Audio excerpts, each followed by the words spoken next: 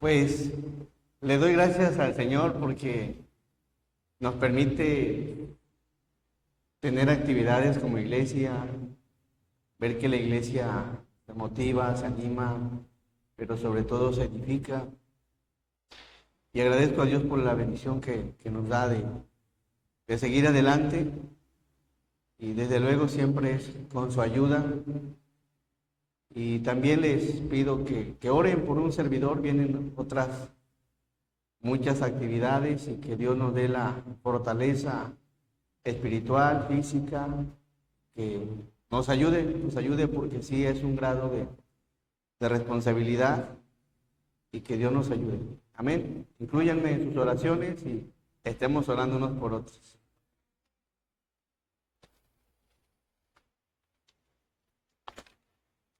Hemos estado hablando sobre el Espíritu Santo y hace 8 días enseñábamos, el tema era obra del Espíritu Santo sobre el incrédulo y veíamos que cuando el Señor miró sobre los hijos de los hombres, pues no había alguien que buscara a Dios, no había alguien que hiciera el bien.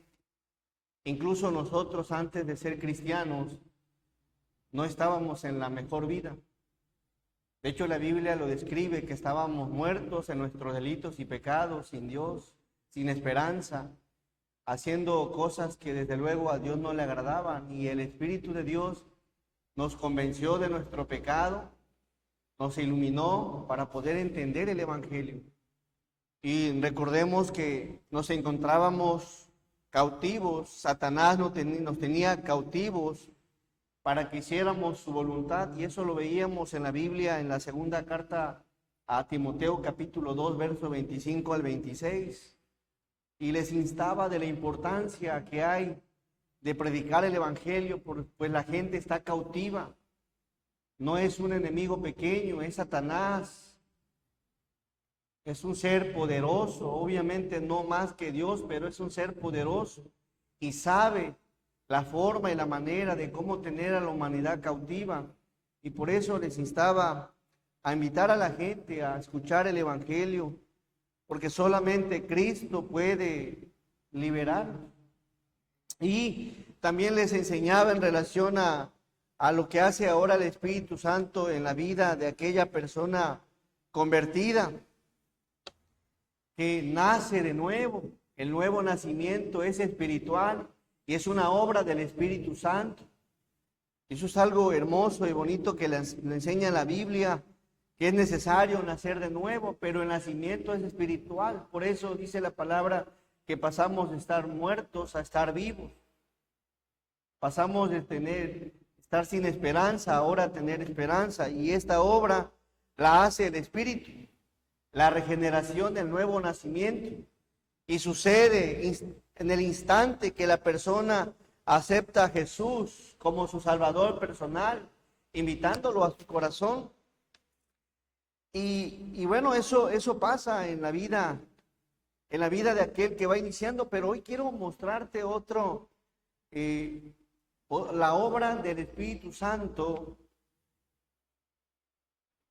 en el proceso de santificación. Vamos por favor a segunda carta a los Tesalonicenses, capítulo 2, verso 13.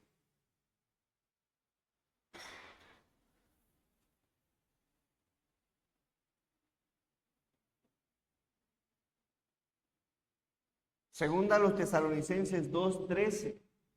Dice la palabra de la siguiente manera: pero nosotros debemos dar siempre que gracias a Dios respecto a ustedes, dice Pablo, a la iglesia de Tesalónica, hermanos amados por el Señor, de que Dios os haya escogido desde el principio para salvación.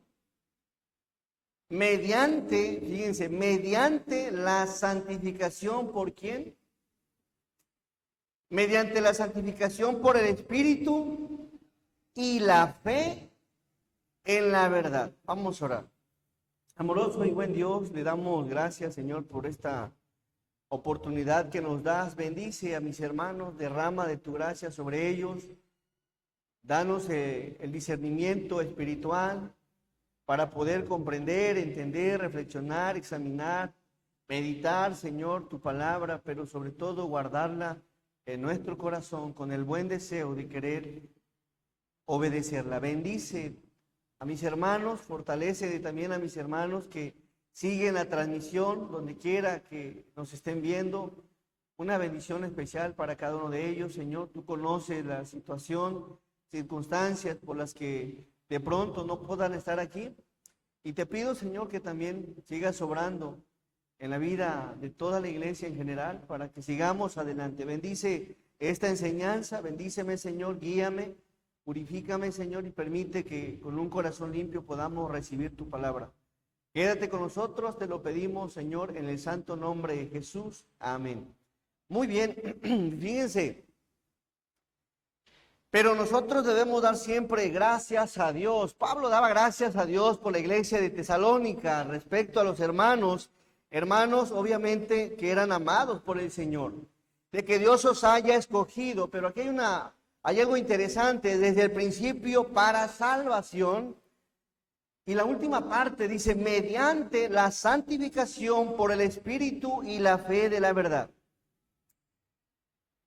La actividad de Dios, la obra del Espíritu Santo en la regeneración, en el nuevo nacimiento, y ahora la responsabilidad del hombre por medio de la fe son igualmente necesarias en la salvación.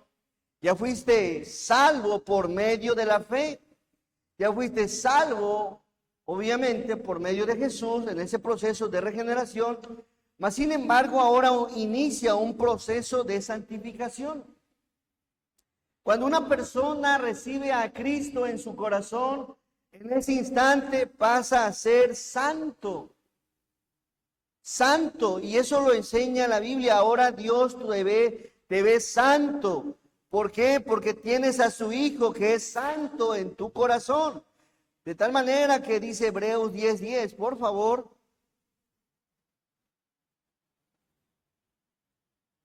Eres santo, ahora tienes una posición de santo. Hebreos 10:10 dice, y en esa voluntad somos santificados. ¿En cuál voluntad somos santificados? ¿En cuál voluntad ahora somos santos? ¿En qué voluntad ahora Dios nos ve santos? ¿Por medio de qué? Mediante la ofrenda del cuerpo de ¿quién? De Jesucristo, hecha una vez para siempre. Es decir, hermanos, que ahora el cristiano, aquel que ha nacido de nuevo, Dios lo ve santo, es declarado santo en posición, porque tiene ahora a Jesús en su corazón, y esa es la santificación inicial. Pero no solo esto, hermanos. ¿Cómo empieza? ¿Cómo sucede? ¿Cómo se determina? Volviendo, por favor, al verso anterior de 2 Tesalonicenses 2:13. La obra de santificación, usted va a llegar a ser santo por medio del Espíritu Santo y por medio de la palabra. Es decir, que el Espíritu de Dios usa la palabra para santificarlo, para purificarlo, para irlo limpiando, para quitarle toda suciedad, toda iniquidad, toda maldad. El Señor lo irá purificando por medio de su Espíritu. Y aquí lo enseña, dice, mediante la santificación por el Espíritu. Aquella persona que ha nacido de nuevo, que tiene a Jesús en su corazón, que acaba de nacer espiritualmente, ahora el Espíritu Santo lo va a santificar, ya está en las manos de Dios. Es Dios el alfarero y nosotros el barro, y irá moldeándonos, irá cambiándonos, irá haciendo de nosotros una vasija de su agrado. Pero esta obra es del Espíritu y la fe en la verdad. ¿Quién es la verdad? Por favor, veamos cómo dice la palabra, porque aquí lo enseña, mediante la santificación por el Espíritu y la fe en la verdad. ¿Quién es la verdad? Vamos a Juan 17:17. cómo es el plan de Dios. Y esto es bonito. ¿Cómo llegaré a ser esa persona que Dios quiere que sea? Por medio del Espíritu de Dios y por medio de su palabra. Por favor, Juan 17:17 dice, santifícalos ¿en qué? En tu verdad. Tu palabra es ¿qué? ¿Verdad? Cuando hay un interés, cuando hay una iniciativa, cuando hay unas ganas de querer conocer a Dios por medio de su palabra, la palabra te santifica. ¿Por qué? Porque te enseña, te redarguye, te corrige y te instruye a hacer la voluntad de Dios y no la tuya. Por eso de pronto cuando ves en la Biblia dice, esto no lo sabía. Y esto lo estoy haciendo, y esto lo estoy practicando, y esto lo estoy llevando, lo tengo en la vida, de tal manera que la Biblia, la palabra de Dios, te santifica. Y el Espíritu te da ese discernimiento espiritual para que comprendas cuál es la voluntad de Dios y cuál no.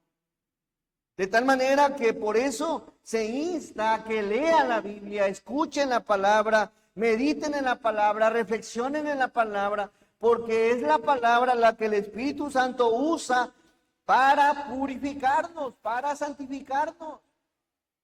Ya somos santos en posición por medio de Cristo, pero ahora inicia una santificación progresiva. La santificación progresiva tiene que ver con el tiempo que esté usted constantemente alimentándose, ese tiempo de vida después de que recibes a Jesús. Dios empieza a santificarte por medio de su palabra. Verás, de pronto estás leyendo y estudiando y meditando y a Dios no le agrada esto, a Dios no le agrada aquello. Esto es reprobable. Dios se enojó con tal personaje porque hizo esto. Y empiezas no, entonces lo quito. Entonces lo evito. Entonces lo desecho. Y es ahí donde la palabra te empieza a santificar.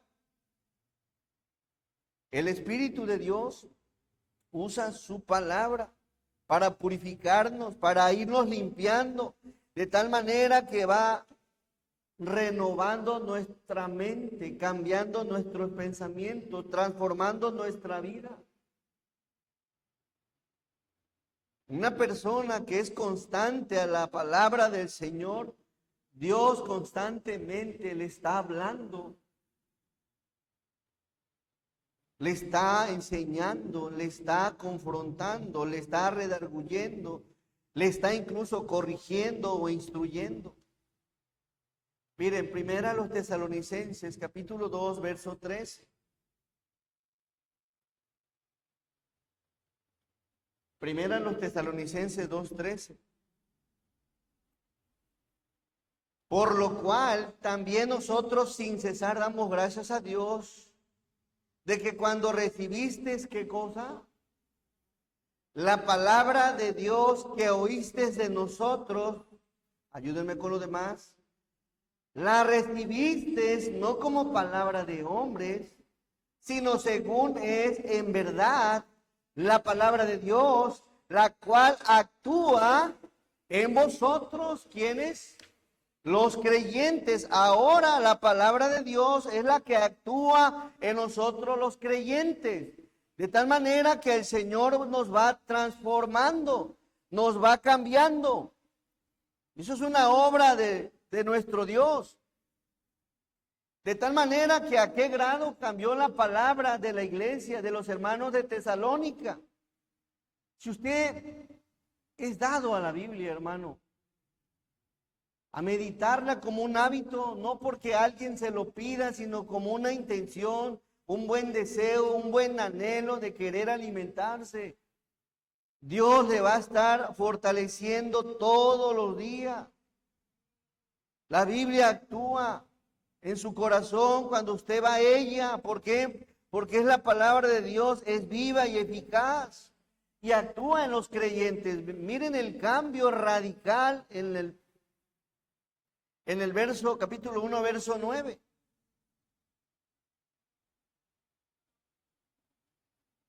Verso 9, capítulo 1, verso 9.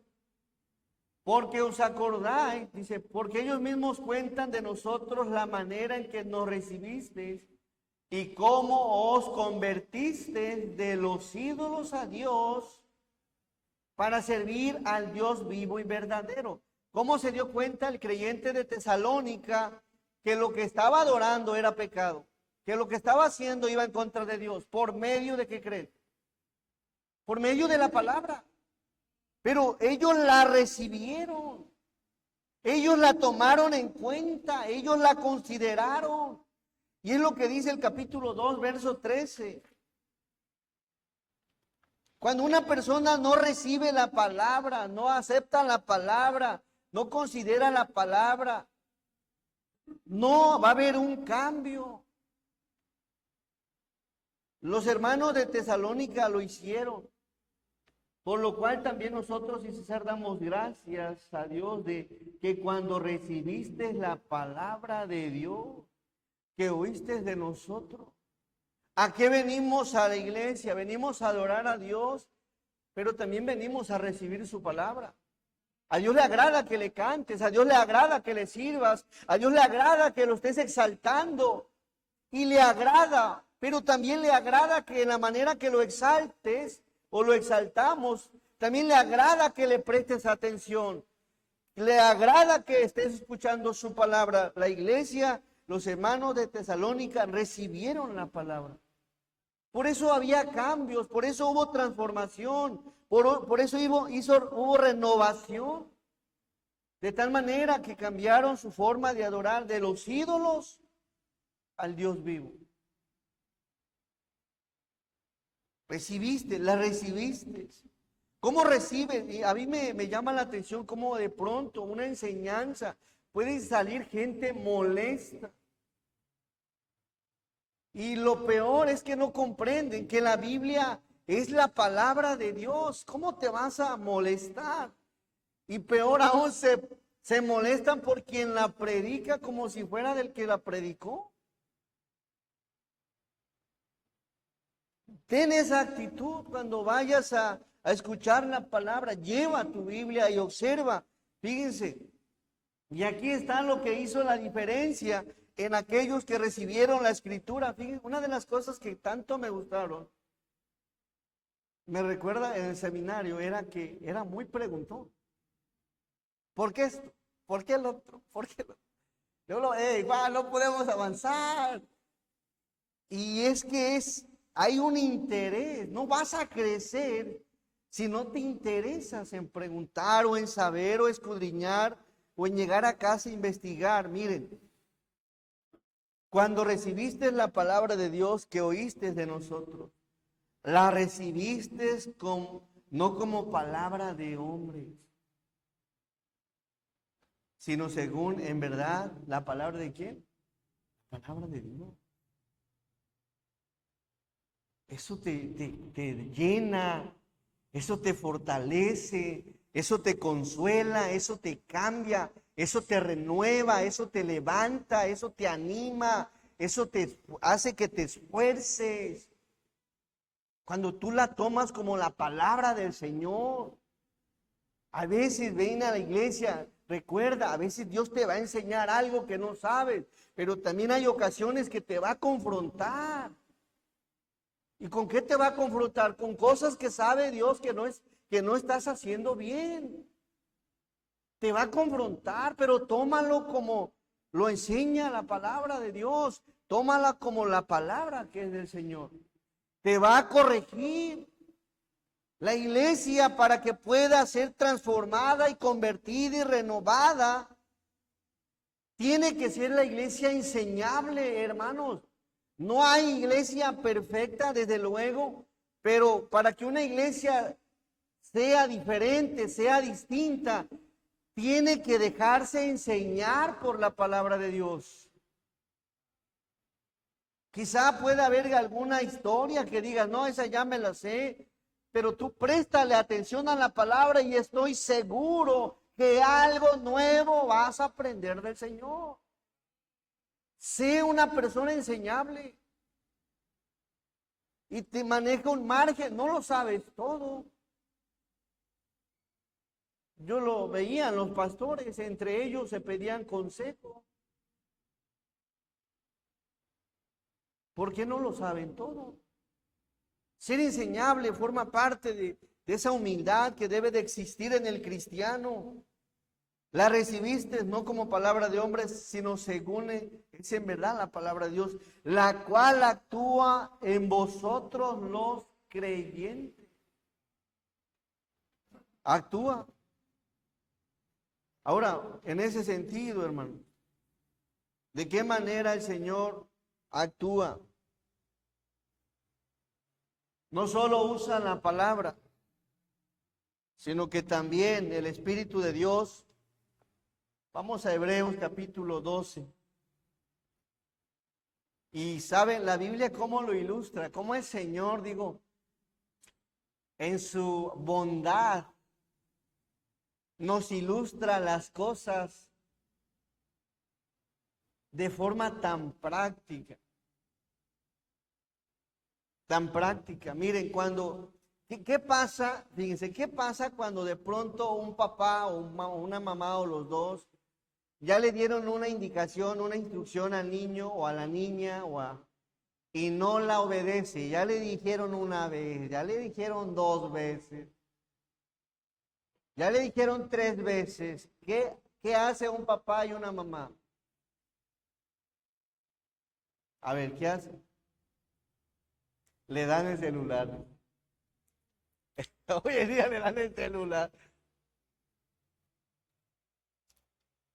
O bueno, vamos a cambiarla, porque ahorita a lo mejor ya cambiaron las cosas. ¿Qué pasaba con usted cuando no obedecía, mamá o papá? ¿Eh? Lo premiaban. Le daban su regalote. Hermanos, la Biblia lo enseña. La Biblia es bien hermosa y te enseña. Cuando de pronto un padre o una madre ya exhortó, ya enseñó, ya quiso corregir y no comprende, no entiende, bueno, aplica otro método. ¿Qué método es?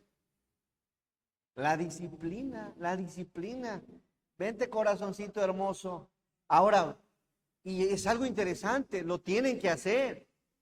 Porque dice la palabra que el que no disciplina al muchacho es como si no lo amara. Como si no lo amara, de tal manera que usted ya le dio instrucciones, ya le dio indicaciones, ya le dio reglas. Lo mismo Dios, ya nos dio su palabra, ya nos enseñó por medio de ella. Pero si de pronto nosotros no la recibimos como Dios quiere que la recibamos y no la vivimos, entonces Dios en su soberano amor usa la disciplina. Y eso lo enseña la Biblia en Hebreos 12, verso 6. Y la disciplina que Dios usa va de acuerdo al grado de madurez de cada persona. Usted está de acuerdo que no se disciplina de la misma manera a uno de 5 que a uno que de pronto tiene 15 años. La disciplina así la misma forma usa Dios. ¿De qué forma? No a todos nos disciplina de la misma manera. Lo que sí es que nos disciplina a todos. ¿Por qué? Porque es necesario. Verso 6. Porque el Señor al que ama, ¿qué hace? Disciplina. La disciplina forma parte de ese amor que Dios nos tiene. Ahora, ¿por qué nos disciplina Dios? Porque muchas veces no tomamos en cuenta la palabra. No la consideramos. Somos algo así como el pueblo cuando pidió rey, que le dijeron a Samuel, queremos rey como las otras naciones. ¿Quieres rey? ¿Quieres hacer tu voluntad? ¿Quieres andar en tu propio camino? Nada más recuerda algo, que eso que tú elegiste va a ser lo mismo que Dios va a usar para tu juicio. Y de pronto nosotros así somos. Queremos hacer las cosas a nuestra voluntad, aún después de que Dios nos ha advertido las cosas que van a pasar. Y miren, este verso habla de esto. Porque el Señor al que ama disciplina, y ahí está el Espíritu de Dios obrando. Y azota todo aquel que recibe por hijo. Y aquí me llama algo la atención. Si usted de pronto está en desobediencia a Dios, está haciendo algo contrario a la palabra de Dios y tampoco está pasando alguna especie de problema, analice su vida. Probablemente no tenga a Dios en su corazón, porque ahora como por medio de la fe formamos parte del pueblo de Dios, ahora Dios nos ama y nunca Dios al que ama lo va a dejar sin disciplina. Si de pronto tu vida está bien relajada, bien, mira, no pasa nada, estoy pecando, estoy haciendo esto, y no que hay un Dios, probablemente es que no seas de Dios. Probablemente formes parte de una iglesia, probablemente sí te reúnas, pero quizá no tengas a Dios, porque Dios al que ama, disciplina y azota a todo aquel que recibe por hijo. ¿Cuántos de aquí han estado con certeza de haber pasado por un momento de disciplina por Dios? Que digan, yo estoy 100% seguro que me pasó algo en la vida por disciplina. A ver, alcen la mano. Ay, mentirosos. Entonces tengan cuidado, probablemente no sean hijos de Dios. Yo he pasado eso muchas veces. Muchas veces. Y aquí hay que ser analítico, a ver. ¿Qué pasa? ¿Qué sucede? Digo, no es que probablemente seas una persona obediente y no hay por qué disciplinar, pero creo que todos hemos formado parte de algo, como consecuencia de algo que hicimos que no estuvo bien. En el verso 7, si soportáis la disciplina, si la soportan, Dios os trata como ¿qué? Así que analízate, examínate. Si después de que estás en pecado no te pasa nada, analízate. Probablemente no sea así. ¿Por qué? Porque ¿qué hijo es aquel a quien el padre no disciplina? Y ahí está el ejemplo de un padre con un hijo. Verso 8. Denle lectura conmigo. Pero si se os deja sin disciplina, de la cual todos han sido participantes, entonces sois bastardos y no hijos. Una persona sin Cristo, Dios así la ve. No somos hijos, no son hijos, son bastardos.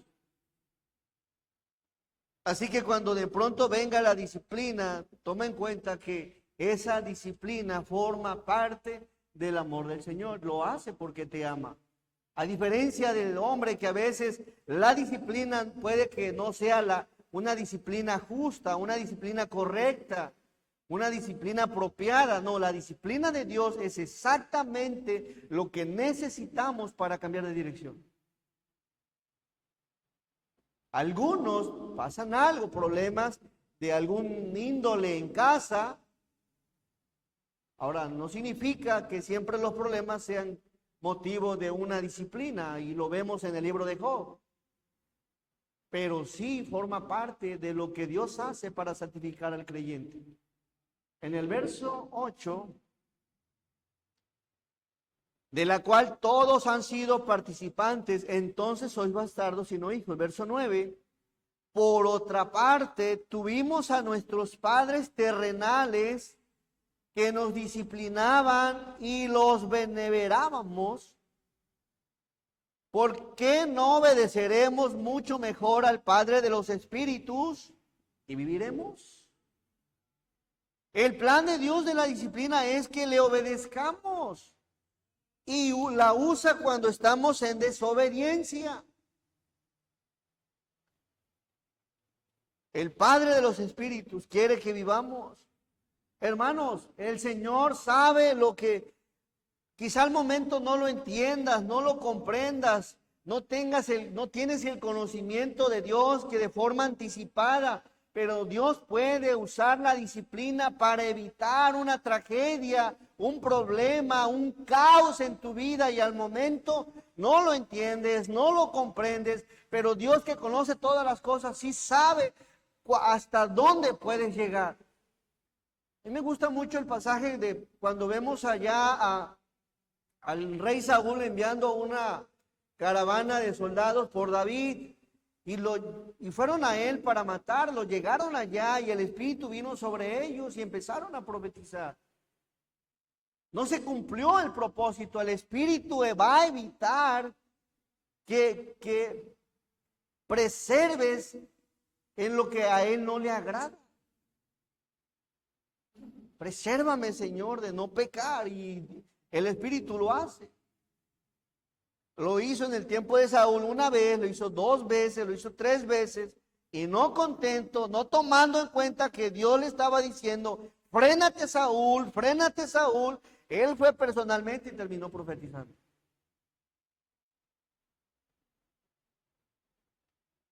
Quiere evitarte una tragedia. Dios en la disciplina. Muchas veces Dios sabe que no vamos a desistir de algo. Es ahí cuando viene en el plan de Dios, esa forma de frenarnos. En el verso, ¿por qué no obedeceremos mucho mejor al Padre de los Espíritus y viviremos? Verso 10. Y aquellos ciertamente por pocos días nos disciplinaban como a ellos les parecía. Habla de los padres terrenales. Pero hablando de Dios, para lo que nos es, ¿qué? ¿Qué entiendes por provechoso? Útil, beneficioso, que es necesario. Así que la disciplina del Señor es con provecho, con propósito, con dirección, con enfoque, para hacerte nuevamente entrar al riel que son su camino y su voluntad. Así es Dios. En el verso mismo 10 dice, y aquellos ciertamente por pocos días nos disciplinaban como a ellos les parecían, pero para lo que nos es provechoso, todos, para que participemos de su santidad. Ahora, esto que vemos aquí lo entiende el cristiano maduro. De pronto hay un problema, Señor, algo bueno va a salir de esto. Pero una persona que es nueva en la fe no lo comprende, no lo entiende. Aquella persona que haya sido ejercitada por medio de la disciplina comprende que después de cada disciplina viene algo bueno. Verso 11, y la Biblia lo enseña todos. Es verdad que ninguna disciplina al presente parece ser causa de gozo. Hermanos, las disciplinas no son causa de gozo. Hay dolor, hay tristeza, hay aflicción, hay muerte. Hay cosas que duelen, que quiebran, que te quebrantan. Mas sin embargo, todas ellas, las que vienen de Dios, son necesarias.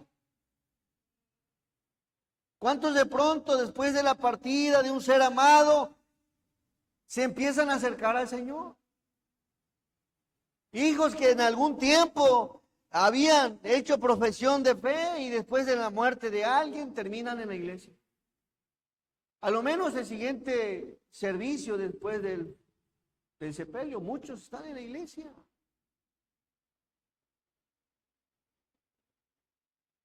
Después de un problema de salud, buscamos la ayuda de Dios. Después de un problema en la vida, decimos, ahora sí, Señor, voy a servirte, te voy a adorar. No, a veces hacemos promesas. Este año, Señor, me ayudaste, me sacaste. Este año no voy a fallarte, voy a estar en la obra. Así que parece ser, no es causa de gozo, sino de tristeza. Pero después, miren esa bendición de Dios, pero después da fruto apacible de justicia a los que en ella han sido ejercitados. Así que, hermanos, una persona que ha sido disciplinada, que Dios la está tratando, que Dios está obrando. Es una persona que se está haciendo más fuerte espiritualmente. Y eso lo vemos en la vida de muchos personajes. No fueron grandes hombres de fe, o fueron personajes que demostraron la fe de la noche a la mañana. Muchos de ellos resbalaron, cayeron y fueron creciendo en la fe. Así que, hermanos, somos santificados por medio del Espíritu Santo y por medio de la palabra del Señor. Y cuando de pronto la palabra del Señor es ignorada y rechazada, es ahí donde viene la disciplina. Al presente, no es causa de gozo, no es causa de alegría, no es causa de estar contento. Mas, sin embargo, es necesaria, porque por medio de ella participamos de la santidad de Dios.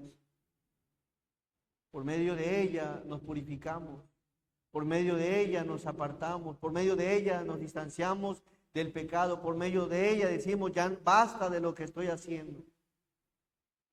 Por medio de la disciplina de Dios. Sí causa tristeza. Y Dios sabe hasta dónde puede causar en nosotros la tristeza para apartarnos de lo que a Él no le agrada. El plan del Señor es que demos fruto apacible, fruto de justicia, frutos dignos de arrepentimiento. Pero esto es para los que en ella han sido ejercitados. Bajo este contexto, hermanos, el Señor nos santifica. Dios nos santifica, pero vamos a ver de qué forma. Vamos a 2 Corintios, por favor.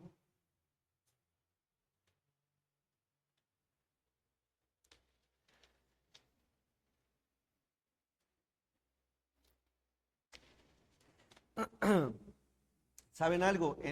Yo me gustaría que comprendas algo. Cuando tú lo comprendes, cuando tú lo entiendes, te lleva a saber las etapas de cada uno de los hermanos en la fe. Esto que te voy a compartir ahorita. Y también te lleva a autoexaminarte y a ver en ti qué tan maduro eres. Cuando nosotros recibimos a Cristo, nacemos de nuevo. Dice la Biblia en 2 Corintios 5:17, de modo que si alguno está en Cristo, nueva criatura es. Las cosas viejas pasaron, y aquí todas son ¿qué? Hechas nuevas. ¿Sabes? Según la Biblia, cuando una persona nace espiritualmente, que recibe a Jesús, esa persona es un bebé espiritual. Y como iglesia debes de saber dos cosas. La madurez de los hermanos en la fe, para que tengas cuidado y prudencia de cómo tratarlos, pero también, por otro lado, para que tengas tú el discernimiento espiritual de qué tan maduro es usted. Cuando eso como pastores nosotros lo debemos de saber. Pero no solo nosotros, ustedes también. Cuando una persona nace de nuevo, tiene el Espíritu de Dios, es un bebé espiritual, un pequeñito espiritual, y una persona que ha nacido de nuevo necesita de la atención, necesita de la asistencia, necesita del acompañamiento, necesita de que alguien esté cerca, velando por él, cuidando de él. ¿Por qué? Porque es un bebé espiritual. No podemos soltar a la gente que de pronto hace profesión de fe. Y es ahí donde debería de entrar en nosotros la intención de abordar a aquella persona que recibe a Jesús. Porque es un bebé espiritual. Ahora, eso es bueno saberlo. ¿Por qué? Porque un bebé espiritual no tiene la misma madurez que alguien que ya tiene varios años en la fe. De tal manera que tanto las obras buenas como de un bebé espiritual que va iniciando, como de una persona que tiene años en la fe, va a haber una diferencia. Quizá el que va naciendo haga obras, pero aún mucho de lo que hace va a reflejar el pecado. Lo va a reflejar de la misma manera. El que es nuevo en la fe, el que ha nacido en la fe, desde luego va a empezar un proceso de santificación. Hay muchas cosas que no conoce, hay muchas cosas que no sabe, hay pecado todavía que de pronto está en su carne y queriendo hacerlo y va a llegar a hacer ciertas cosas. Y eso debes de saberlo como iglesia. ¿Por qué? Porque no debería de ser el mismo trato con una persona que va iniciando, que es un bebé espiritual, con otra persona que tiene años. Hay veces que como cristianos queremos actuar de la misma manera, y hace poco veíamos el curso para niños especiales, que hay niños, aunque no estén del todo, o que no tengan un problema, no todos tienen la misma capacidad de entender y de comprender y discernir. Lo mismo en la vida espiritual de cada uno de los creyentes. A veces podemos llegar a cometer el error de ser imprudentes, de a una persona nueva hablarle como si fuera ya una persona de años en la fe. Debemos de tratarlo como a un niño, un bebé espiritual.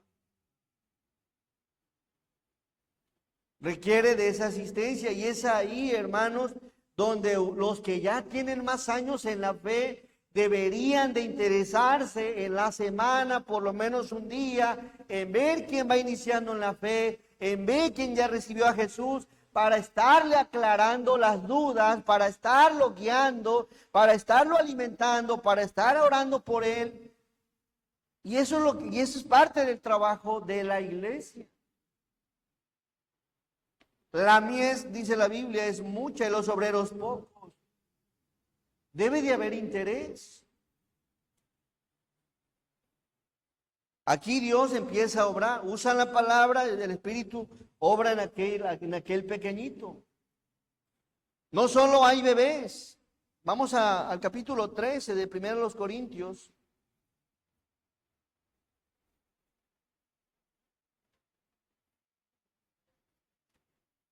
Verso 11.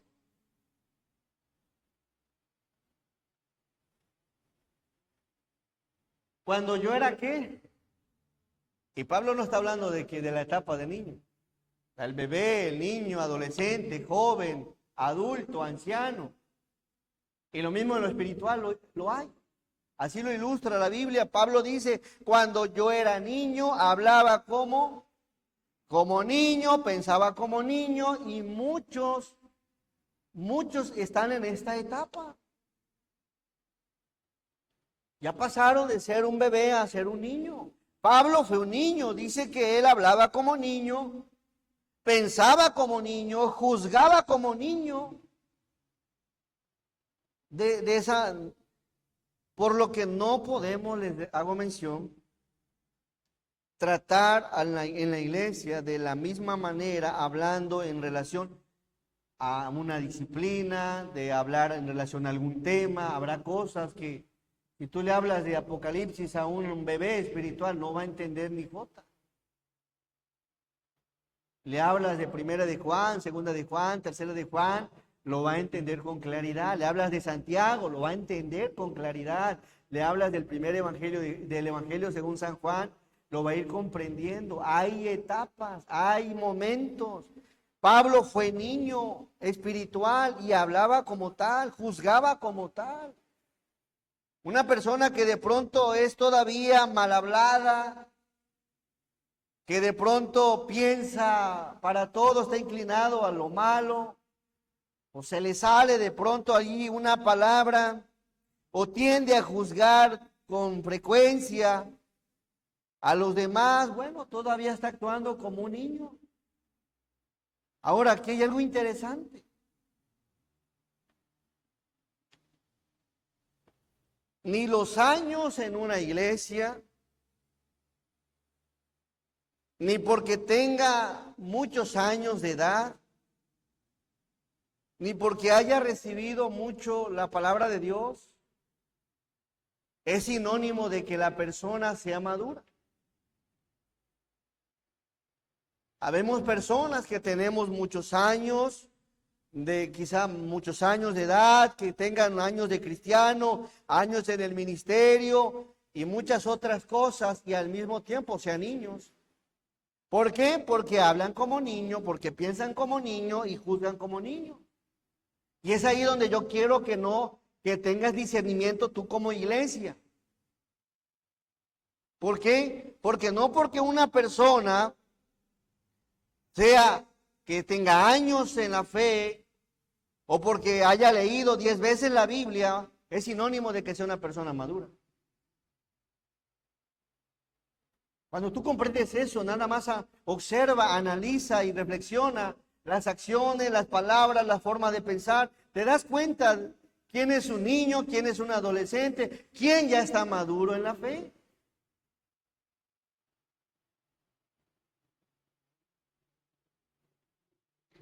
Cuando la gente ya tiene años en la fe, aquí hay un problema.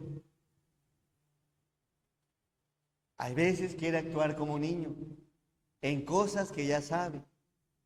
Y ya no hay que tratarlo del todo como niño. Cuando él ya entendió y ya sabe y que se está revelando a la palabra, dice, mas cuando yo fui hombre dejé lo que era de niño. Vamos al verso 12.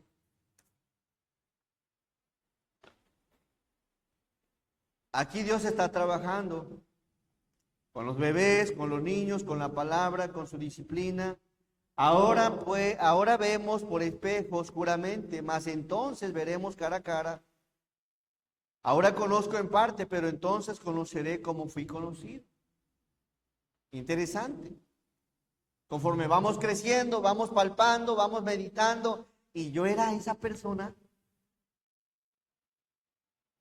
Yo no sé ustedes, pero yo era un grosero bien hecho. Grosero. Dios te va ayudando a quitar cosas. Dios te va moldeando, va renovando tu mente, va cambiando tu mente, te va transformando. Esto no está bien. Lo quitamos. En Hebreos capítulo 5, verso 12, el problema es que hay veces, hermanos, pasamos muchos años en una iglesia recibiendo palabra tras palabra, enseñanza tras enseñanza, y nos quedamos enanitos. Enanitos. No crecemos. Hebreos 5:12 habla de esto. Porque debiendo ser ya que una persona después de muchos años en la fe, el Señor le está poniendo aquí en evidencia, hey, deberías de ya estar enseñando, deberías ya estar siendo un mentor, un ayo que lleve a la gente a los pies del Señor, siendo un instrumento de Dios, debiendo ser ya maestros después de tanto tiempo. Yo no sé cuánto tiempo estés formando o tengas en una iglesia. Pero aquí Pablo le exhorta esto a los hebreos después de tanto tiempo. Debiendo ya ser maestro. Todos deberíamos después de ciertos años tener la capacidad de exponer un plan de salvación. De hablar de la fe, de hablar del amor, de hablar de la misericordia, de hablar de la gracia. Después de tantos años. A mí me sorprende cómo después de tantos años siguen poniendo a Dios con minúsculo. Me ponen así, a Dios con minúsculo. Ahí apóyenme, hermanas. Cuando vean algo así, ahórrenme la fatiga y manden mensaje en privado, hermanita. De corazón le hablo. Esto no es así. Con amor. Debiendo ser ya maestros, ¿qué estás enseñando, mi amado hermano? ¿A quién le estás enseñando? Después de tanto tiempo, dice, tenéis necesidad de que se os vuelva a enseñar cuáles son los primeros rudimentos de las palabras de Dios. Hay veces que Pablo exhorta aquí, ¿por qué tengo que enseñarles algo que ya no deberían de estar ustedes tratando con este tema? Ya los enseñé. Pero la necedad, la desobediencia, dice, y habéis llegado a ser tales que tenéis necesidad de ¿qué? ¿Quiénes son los que tienen necesidad de leche, hermano? Los bebés. Y eso me habla de la magnitud, de la negligencia de un cristiano que después de tantos años tiene que estar recibiendo leche. Un trabajo ahí. Oye, entonces todo lo que se te ha enseñado y no de alimento sólido. Crece, crezcamos en nuestra vida, en nuestro caminar, seamos transformados, seamos distintos, seamos diferentes y dejemos de ser niños espirituales. Después de tanto tiempo, hermanos, hablando como niño, pensando como niño, juzgando a la gente como niño, peleando como un niño, discutiendo como un niño. Después de tantos años en la fe, enojándote como un niño. En el verso 13, y todo aquel que participa de la leche es que, hermanos, inexperto en la palabra de justicia. ¿Por qué es inexperto? ¿Qué dice al final? Porque es niño.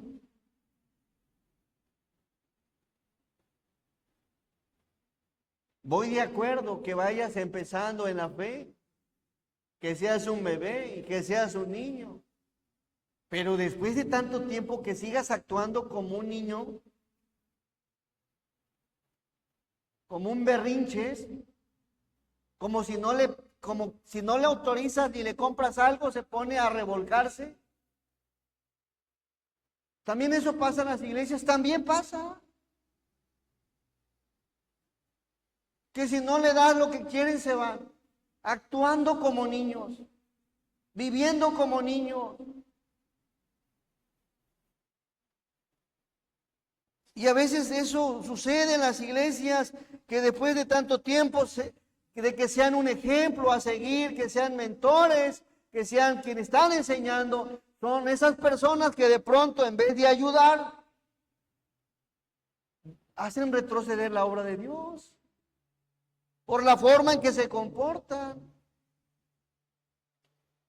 ¿Cuántos niños de pronto llega a ver? Hay muchos niños. Y les digo, se entiende cuando va empezando, pero ya después de mucho tiempo también hay jóvenes, jóvenes espiritualmente, primera de Juan 2.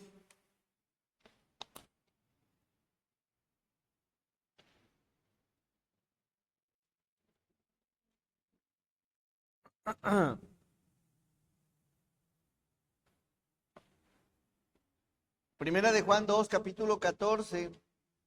Juan aquí escribe a una iglesia y dice, miren cómo lo describe, dice, os he escrito a vosotros que padres, porque habéis conocido al que es desde el principio. Os he escrito a vosotros jóvenes, porque sois que fuertes espiritualmente, la palabra de Dios permanece en vosotros y habéis vencido ¿a quién? Al maligno. Y cuando dice habéis vencido al maligno, es que habla de aquellos que son jóvenes espiritualmente, fuertes espiritualmente, que pueden vencer una lucha, que pueden vencer una tentación, pero cuando son fuertes espiritualmente. Y si usted analiza esto, y lo vemos en la vida, en la etapa de la vida, el joven es el que muchas veces tiende a caer, a resbalar, a fallar, pero aquí está hablando del que es joven espiritualmente, que tiene la fuerza espiritual, no la física. Porque el que es joven generalmente está rodeado de tantas tentaciones, de tantas cosas, y muchas veces no es tan fuerte. Pero el que es espiritualmente joven es fuerte, resiste, aguanta, soporta la lucha contra el maligno. Yo no sé cómo sea tu vida, quizá espiritualmente seas un joven espiritualmente que a pesar de la lucha, que a pesar de la prueba, que a pesar de los problemas, que a pesar de las cosas que acontecen, te mantienes fuerte, firme, constante, con valor, con firmeza. Y ese es el joven que estás luchando siendo fuerte espiritual. ¿Cómo te consideras espiritualmente? Y la palabra de Dios permanece en vosotros y habéis vencido al maligno. ¿Qué tanto, cómo enfrentas las tentaciones cuando eres tentado a pecar? El que es joven espiritualmente está fuerte espiritualmente. Y vence, dice y vence, me gusta esto. Ya no habla de un bebé, ya no habla de un niño, ya no habla de un adolescente, habla de una persona que ha crecido, que se ha puesto robusta en la palabra, que se ha puesto robusta espiritualmente y que está puesto para pelear con las huestes espirituales de maldad que lo acechan y es fuerte espiritualmente. Ya no lo engaña el enemigo con facilidad, ya no le da, ahora el enemigo batalla más porque le resiste, porque evita pecar, porque evita caer, porque evita rechazar al Señor. Y ahora resiste al enemigo. ¿Cómo te sientes espiritualmente cuando de pronto eres tentado? ¿Te consideras un joven espiritual que puede vencer al maligno? ¿Te frenas? ¿Tienes dominio propio? A veces somos tentados. El joven espiritual.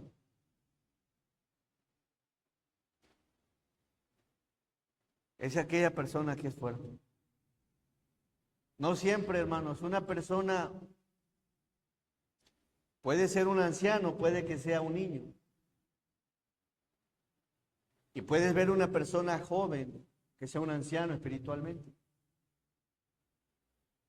Porque la madurez espiritual no depende de la edad que tengas, sino cuánto dependas de estar en la presencia del Señor.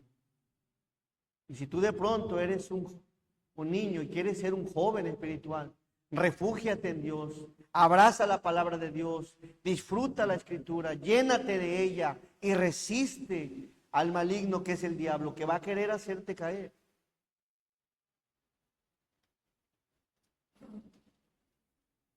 Así que no te confundas. En la iglesia no te confundas. Porque ni los años en una iglesia, ni las canas de una persona, ni los estudios de una persona son sinónimo de madurez. Sino en cuánto resiste al enemigo. Y permanece en el Señor. No solo hay jóvenes, sino también hay adultos. El adulto espiritual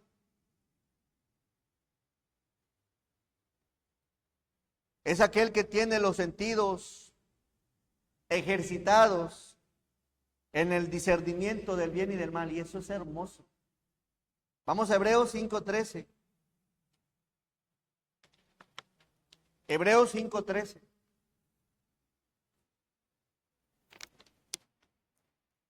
Esto es posible con la ayuda del Señor. El Espíritu nos fortalece y su palabra nos santifica. Y es Dios quien te da el discernimiento. Hebreos 5:13. Así que, y todo aquel que participa de la leche es inexperto en la palabra de justicia porque es niño. Pero verso 14. Pero el alimento sólido es para los que han alcanzado, ¿qué cosa? Madurez. Es los que han alcanzado madurez espiritual. Para los que por el uso tienen los sentidos, ¿qué cosa? Ejercitados en el discernimiento del bien y del mal. Analizan una persona que no tiene tanto discernimiento en la forma en que actúa, en que habla, reacciona, opina, comenta, publica, escribe. De pronto dice, oye, ¿cómo es que estás escribiendo tal cosa? ¿A poco no hay discernimiento después de tantos años en la fe? Bueno, la persona que es adulta espiritual, aquella que se alimenta ya con alimento sólido, alcanza madurez. ¿Sabes qué? Ya entendí, comprendí que la Biblia me enseña en Primera de Juan sobre el amor y que tengo que amar a los demás, debo demostrar ese amor en actos, en hechos, no solamente siendo oidores, sino hacedores. Santiago me habla de la fe, me habla de que tenga cuidado con la lengua, me habla de cosas que debo de tomar en cuenta, que si únicamente soy una persona que favorece a una, mi religión no es la correcta. Y hay tantas cosas que vas discerniendo en la palabra de lo que te habla cada libro. Y dice, bueno, pues ya lo comprendí, ya lo entendí, sé de qué me habla tales libros. Pero es aquella persona que se alimenta de algo sólido.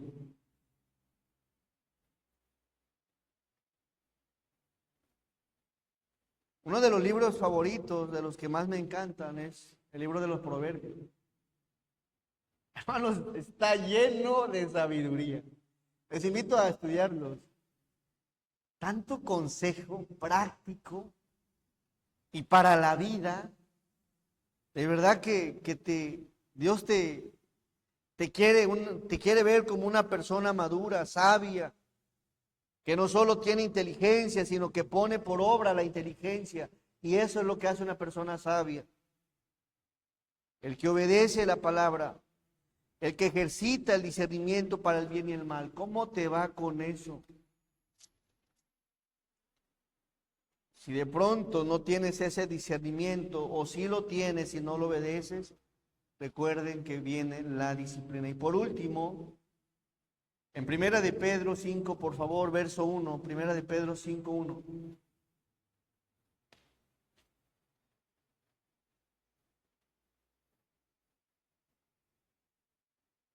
Así que esto te ayuda a comprender, hermanos, a ver, a meditar cómo es el crecimiento de cada hermano. Hay hermanos que les ofenden, ¿sabes? ¿Sabes qué? No pasa nada, te perdono. Madurez espiritual. Ahí de pronto ven un error, en vez de criticar, en vez de señalar, en vez de andar dando vueltas en el chisme, van con la persona indicada, dialogan. Si tiene algo el hermano contra uno, lo dialoga en privado, se soluciona, se arregla y nadie más abre el tema. Pero eso es cuando hay madurez espiritual. Cuando no la hay, actuamos a veces de aquí, allá y andamos por eso. No es madurez. Habla de la inmadurez en la que muchas veces nos comportamos y nos conducimos. El maduro comprende y entiende cómo puede conducirse dentro y fuera de la iglesia. ¿Y qué me dicen del anciano? Primera de Pedro 5:1. Hay veces tiene uno que volver a decir, hermano, ¿por qué viviste y le fuiste a decir a tal lo que no tenías que decir? ¿Qué no has leído el capítulo 18 de Mateo? Es que me falló, ya te pidió perdón. Sí, pero oye, ¿quién no has leído Mateo 18 también que 70 veces 7 tienes que perdonar? Y que si tu hermano tiene necesidad, ¿por qué le cierras la puerta? ¿Qué no has leído? Y a veces hay cosas tan prácticas, tan sencillas, que tenemos que volver a regresar a la leche. Verso 1. Ruego a los ancianos que están entre vosotros. Llega a ver ancianos, sí, personas maduras en la fe. Aquí hace una referencia a los obispos, a los pastores, que tienen un grado de madurez, pero también puede haber una persona, no necesariamente que sea un pastor, una persona que sea madura en la fe, que sea anciano espiritualmente.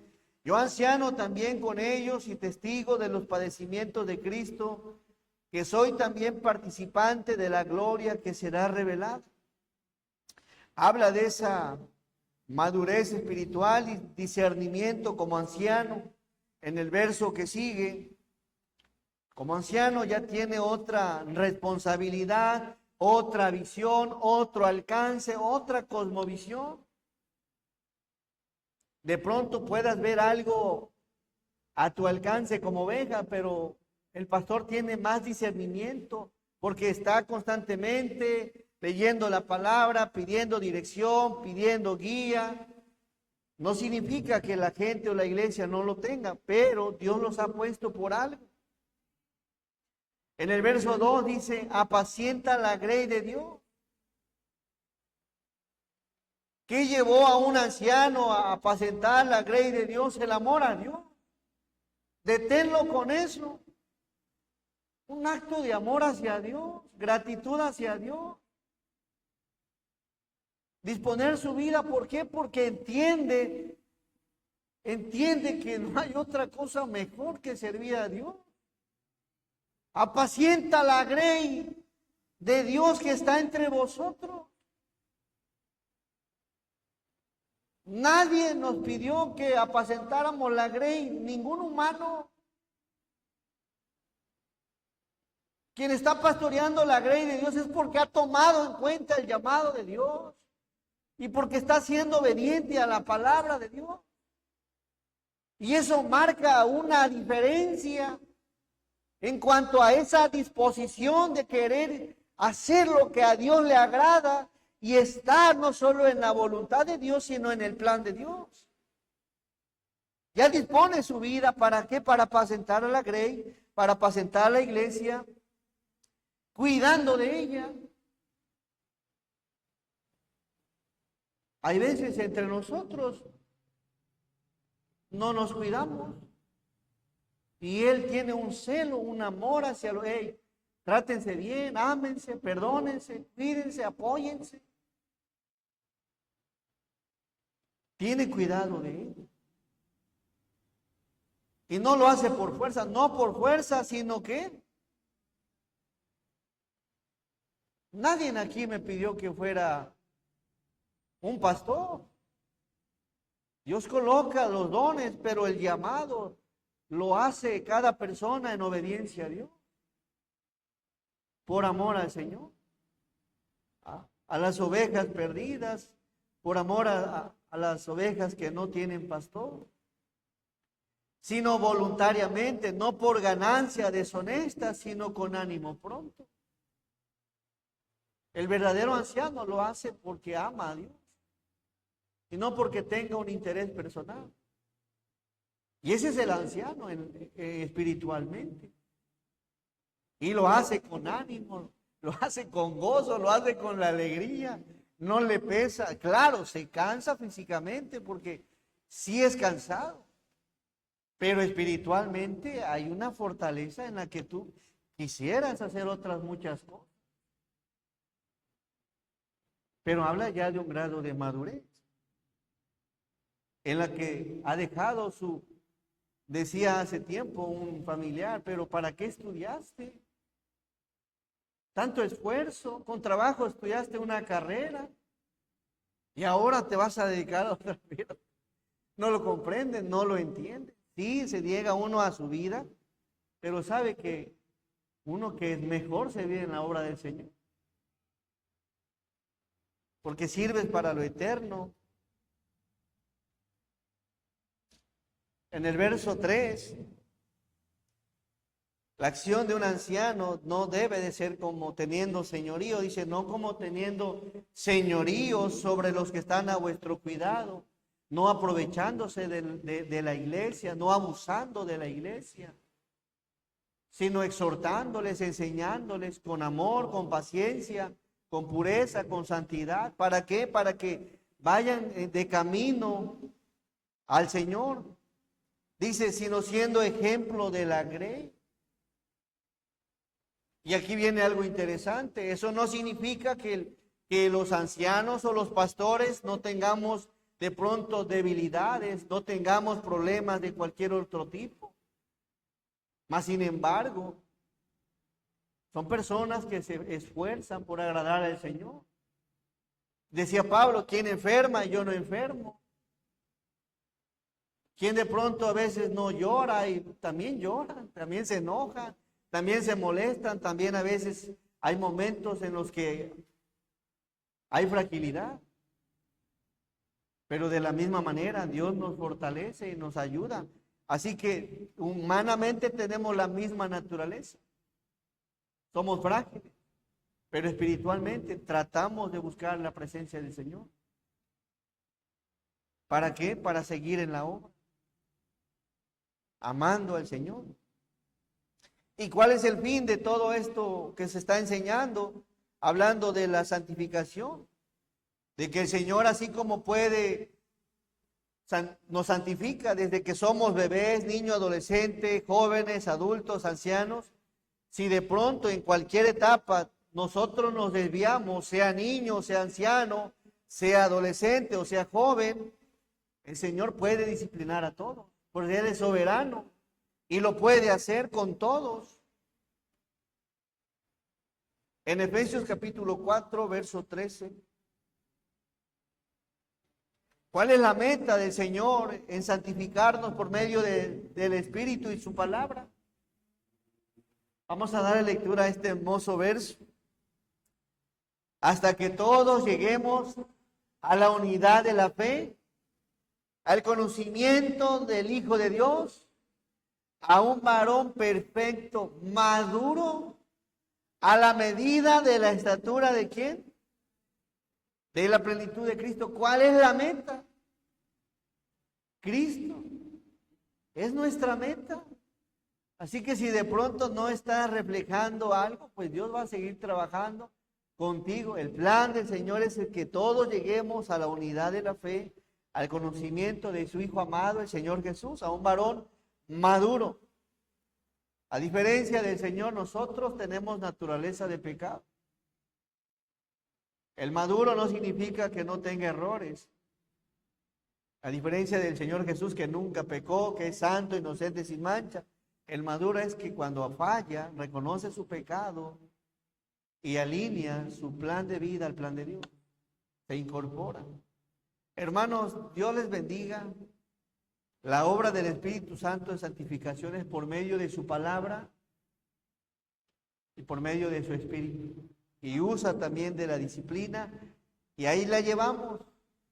Ahí la llevamos. Dios va a seguir haciendo la obra en nosotros hasta que lleguemos a la estatura, a la medida de la estatura de la plenitud de nuestro Señor Jesús. Amén. Y cuando le venga una disciplina, bueno, pues recuerde que forma parte del amor que Dios nos tiene. Hermanos, Dios nos siga bendiciendo y trate de venir los miércoles a escuchar la palabra de Dios. Vamos a orar. Amoroso y buen Dios, le damos gracias, Señor, porque es bueno. Gracias por su palabra. Sigue fortaleciendo, Señor, nuestra fe. Sigue transformando nuestras mentes, renovando nuestras mentes, Señor. Ayúdanos, limpia nuestros corazones, transforma nuestras vidas, Señor. Reconocemos, Señor, que aún no somos ese cristiano que usted quiere que seamos, Señor. Ayúdanos a que tomemos en cuenta, Señor, tu palabra, y si de pronto nuestra vida, Señor, no se alinea a tu voluntad, pues sabemos que usted en su voluntad puede usar de la disciplina con el mismo propósito de santificarnos.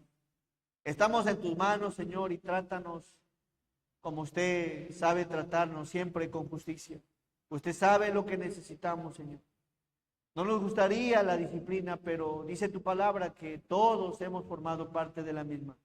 Ayúdanos a tener un corazón humilde para que cada vez que se enseñe, tomemos en cuenta tu palabra. Y de esa manera no habría tanta disciplina en nuestra vida. Bendícenos, fortalécenos y ayúdanos. Te lo pedimos en el santo nombre de Jesús. Amén. Hermano, gracias. Dios les bendiga.